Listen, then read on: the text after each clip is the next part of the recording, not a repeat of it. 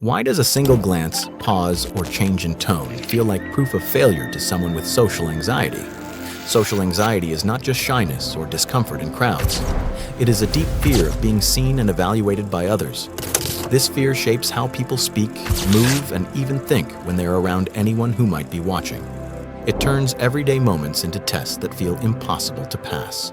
Staying until the end matters because this fear is not random.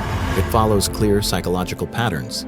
Understanding those patterns does not erase anxiety, but it can soften the confusion and self-blame that often come with it. Social anxiety begins long before the moment of judgment. It starts with how attention works in the anxious mind. When a socially anxious person enters a room, awareness shifts inward. Breathing, posture, voice, and facial expression all come under constant monitoring.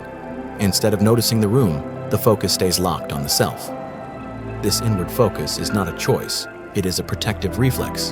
The brain believes that danger comes from social mistakes, saying the wrong thing, looking awkward, pausing too long, being boring. The mind scans for these risks the same way it would scan for physical threats. Because of this, neutral reactions from others often feel negative. A quiet response sounds like disapproval. A neutral face looks annoyed. A brief silence feels like rejection. The anxious brain fills in gaps with the worst possible explanation. This is where fear of judgment grows stronger. The mind assumes that other people are watching as closely as it is watching itself. Every movement feels visible, every word feels recorded. This belief is known in psychology as the spotlight effect. Realistically, most people are thinking about their own concerns. They are thinking about what to say next, how they appear, or what they need to do later. But for someone with social anxiety, this truth does not feel real.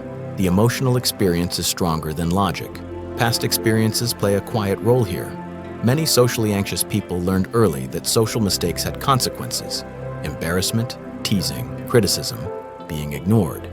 Even small moments can leave a strong imprint when the nervous system is sensitive.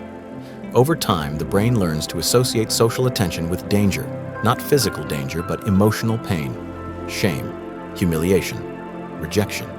These feelings are powerful enough for the brain to treat them as threats. This is why reassurance often fails. Being told, "No one is judging you," does not calm the fear. The nervous system is not responding to facts. It is responding to memory and anticipation. Another layer of this fear comes from perfectionism. Socially anxious people often hold strict rules about how they should behave. Speak clearly, be interesting.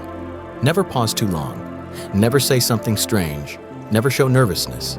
These rules are impossible to meet consistently, but the mind treats them as requirements for acceptance. Any small slip feels like proof of being flawed. When a mistake happens, the reaction is intense. The moment replays again and again. Every word is analyzed. Every facial expression is reinterpreted. This process is called post-event rumination. Rumination keeps the fear alive. Even when the social moment is over, the mind does not let it end. The body stays tense. Sleep becomes harder. Confidence shrinks. Over time, this creates avoidance. Avoidance feels like relief at first. Canceling plans, staying quiet, leaving early.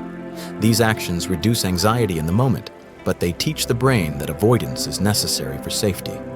This strengthens the fear of judgment. Each avoided situation becomes evidence that the situation was dangerous. Confidence never gets a chance to grow. Another misunderstood part of social anxiety is how empathy plays into it. Many socially anxious people are highly attuned to others' emotions. They notice shifts in tone, posture, and expression quickly. This sensitivity can be a strength, but under anxiety, it turns into hypervigilance. The mind constantly searches for signs of disapproval. Neutral cues are treated as negative because the brain is biased toward threat. This is not a character flaw. It is a survival strategy that has gone too far. Social anxiety also affects how the body behaves. Muscle tension increases. Breathing becomes shallow. The voice may shake. The face may feel stiff or blank. These physical reactions are often interpreted as visible failures. The person fears that others can see the anxiety. This creates a loop. Fear increases symptoms. Symptoms increase fear. Ironically, the fear of being judged often leads to behaviors that feel protective but create distance. Avoiding eye contact, giving short answers, holding back opinions. These behaviors can make interactions feel less natural, which then reinforces self-criticism. The mind interprets this as confirmation. C. That interaction felt awkward. The real cause, anxiety, is missed. Another key factor is identity.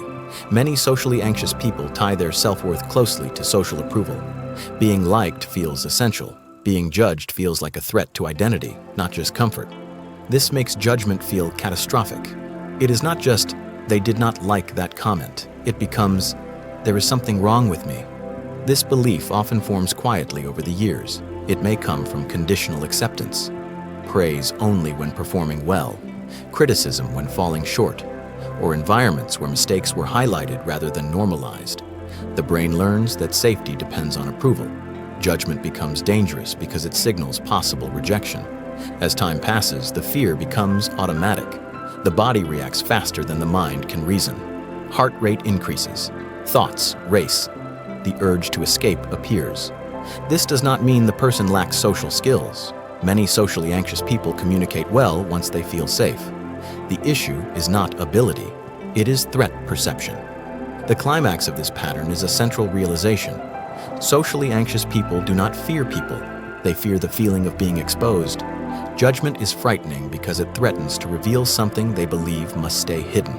Nervousness, uncertainty, imperfection, neediness. The fear is not that others will judge, but that the judgment will confirm a feared truth. This is why the anxiety feels so personal. It is not about the situation, it is about what the situation seems to say about the self.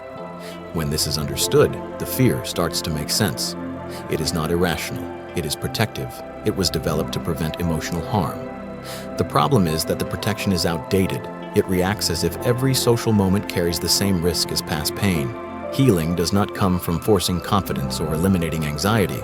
It comes from changing the relationship with exposure, learning that imperfection can exist without rejection. That discomfort can pass without catastrophe. This process is slow. It happens through experience, not insight alone. Small moments of staying present, small moments of not escaping, small moments of allowing awkwardness without punishment. Over time, the nervous system learns something new. Judgment is not always dangerous. Being seen does not always lead to harm. The fear may not disappear completely, but it can loosen. And in that space, something quiet emerges. A sense that being human does not require constant performance. That attention from others does not have to be earned through perfection. That even when judgment happens, it does not define the whole person. This kind of understanding doesn't feel like confidence. It arrives as permission to pause, to speak imperfectly, to exist without constant self-surveillance. And slowly, the fear of being judged begins to lose its grip, not because judgment disappears, but because its meaning starts to change.